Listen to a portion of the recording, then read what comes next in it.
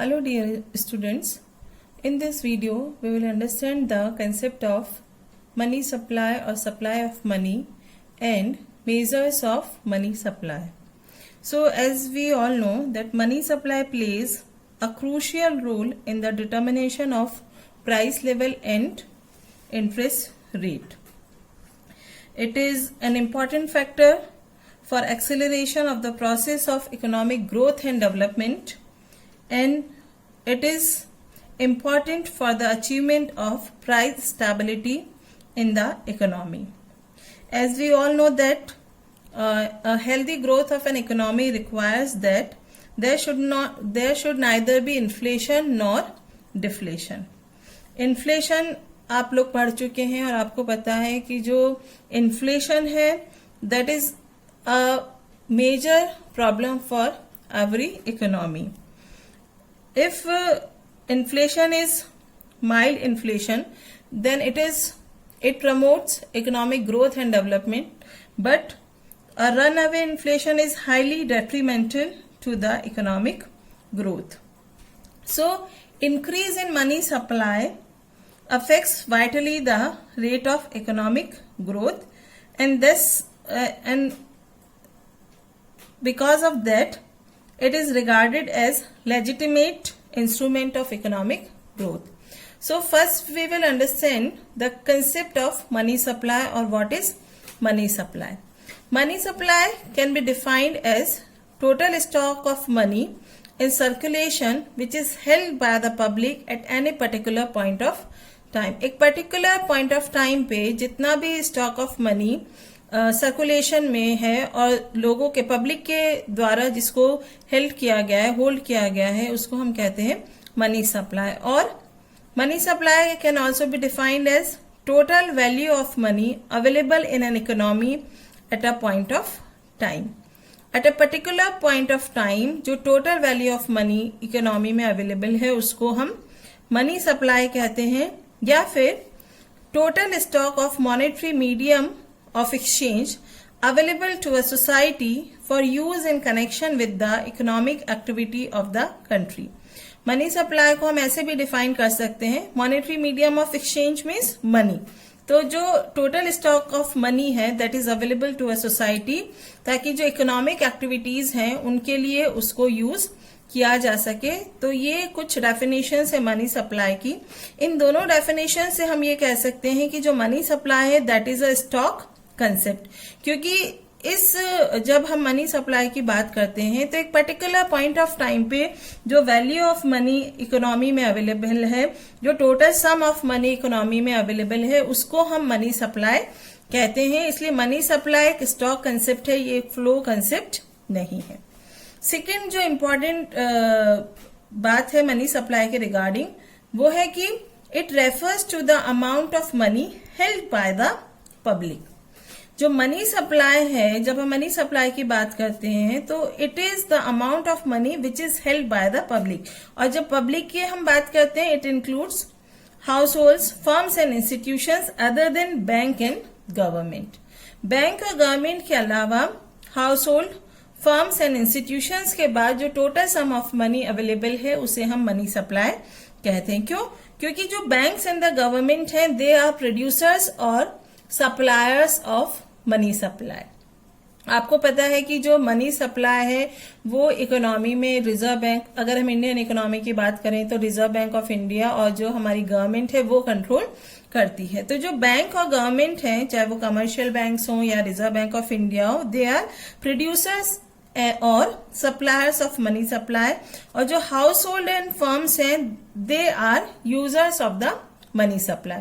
तो जब हम मनी सप्लाई की बात करते हैं तो it refers to the amount of money held by the public. So what are the sources of money supply? Government, RBI, reserve bank of India and commercial bank. These three are sources of money supply: government, Reserve Bank of India and commercial banks. Now we come to components of money supply. Basically there are two components of the money supply.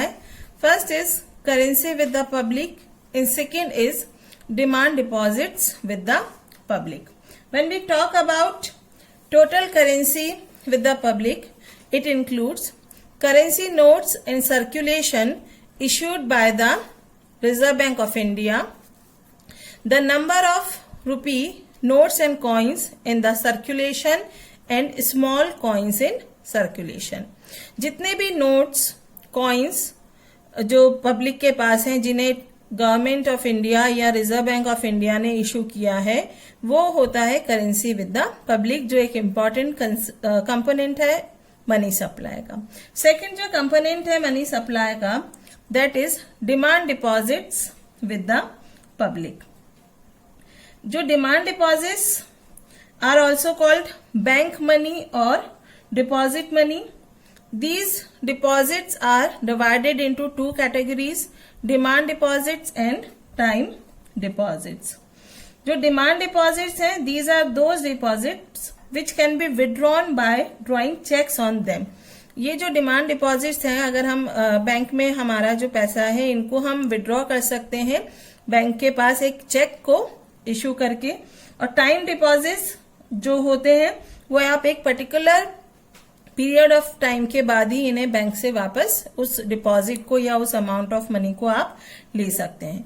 तो दो important components हो गए money supply के, currency with the public and demand deposits with the public, which include demand deposits and time deposits. Now we come to measures of money supply और 4 measures of money supply. As we studied the components of money supply, it is clear that the different components of money supply have been distinguished on the basis of different functions that money performs. For example, demand deposits, credit cards and currencies इन्हें लोग use करते हैं as a medium of exchange for buying goods and services and making other transactions. These are money because they are used as a medium of exchange. और ये जो money है that is referred to as M1. Another measure of money is M3. Money supply is M3, which includes both M1 and time deposits held by the public in the banks. तो time deposits जो है वो money है जिसे लोग money का store of value function की तरह यूज करते हैं. तो जो बेसिक रीजन है कि मनी सप्लाई को हमने वेरियस मेजर्स में क्लासिफाइड किया है वो ये है कि अगर किसी एक मेजर में चेंज होता है या मनी सप्लाई के किसी एक कंपोनेंट में चेंज होता है तो हम ये पता कर सकते हैं कि इससे इकोनॉमी में क्या चेंजेस होने वाले हैं. फॉर एग्जाम्पल, अगर money supply M1 fastly increase होता है तो इसका मतलब क्या है कि जो पब्लिक है या जो उस पर्टिकुलर इकोनॉमी के जो लोग हैं, they are planning to make a large number of transactions. और ऑन द अदर हैंड अगर ऐसा है कि जो M3 जो है वो इंक्रीज कर रहा है तो इसका मतलब ये है कि जो time deposit component of money supply है वो इंक्रीज कर रहा है. और इसका मतलब है कि जो लोग हैं they are planning to save more and accordingly consume less. In India 4 concepts of money supply have been identified: M1, M2, M3 and M4. First is money supply M1, or it is also known as narrow money.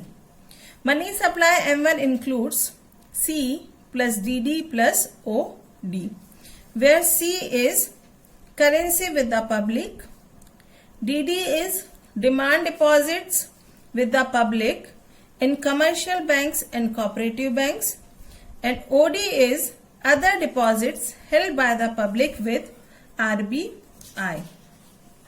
Currency with the public का मतलब है जो currency notes हैं लोगों के पास, the number of rupees notes and coins हैं जो लोगों के पास, या जो स्मॉल कॉइन्स हैं लोगों के पास जो सर्कुलेशन में है, वो हो गया करेंसी विद द पब्लिक. जो डिमांड डिपॉजिट्स हैं वो जो लोगों के बैंक के पास हैं जिन्हें हम चेक इश्यू करके विड्रॉ कर सकते हैं. और अदर डिपॉजिट्स में आता है other deposits held by the public with RBI, उसमें आता है deposits of institutions such IDBI, IFCI, NABARD, etc. Demand deposits of foreign central banks and foreign governments, and demand deposits of IMF and World Bank with RBI. M1 जो major है that is most liquid measure of money supply as it can be used easily as a medium of exchange. It is also called narrow money क्योंकि ये सिर्फ medium of exchange जो function है money का उसको explain करता है. जो सेकेंड मेजर है मनी सप्लाई का that is money supply M2 which is a broader concept of money supply in India than M1. M2 is equal to M1 plus saving deposits with the post office saving banks. M1 का मतलब currency with the public, demand deposits, other deposits plus saving deposits with the post office saving banks. M2 में M1 के साथ साथ जो post office में हमारे saving deposits हैं वो भी आता है. तो ये जो मनी सप्लाई M2 कंसेप्ट है that is broader concept of money supply than M1.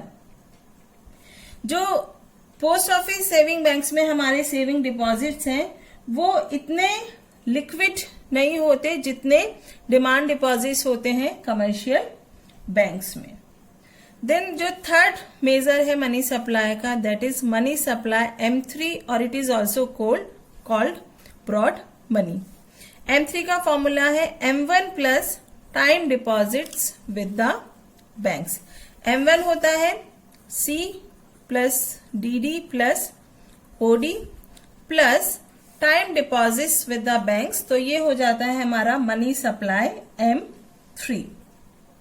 जो टाइम डिपॉजिट्स है they serve as a store of value and represents savings of the people, and they are not liquid as they cannot be withdrawn through drawing checks on them. But in time deposits के again हम bank से easily loan ले सकते हैं और अगर जरूरी हो तो ट्रांजेक्शन पर्पस के लिए हम उसे उस तरह से यूज कर सकते हैं. इन्हें हम किसी भी समय चाहें तो विड्रॉ भी कर सकते हैं पर उसके लिए हमें इन पे जो इंटरेस्ट है उसे छोड़ना पड़ेगा. जो M3 है that is popular measure of money supply. Fourth है money supply M4. M4 includes M3 plus total deposits with post office saving organisations excluding contribution made by public to the national saving certificates. M3 का मतलब M1 plus time deposits with the banks और M4 की जब हम बात करते हैं तो इसमें ऐड हो जाता है total deposits with the post office saving organisations.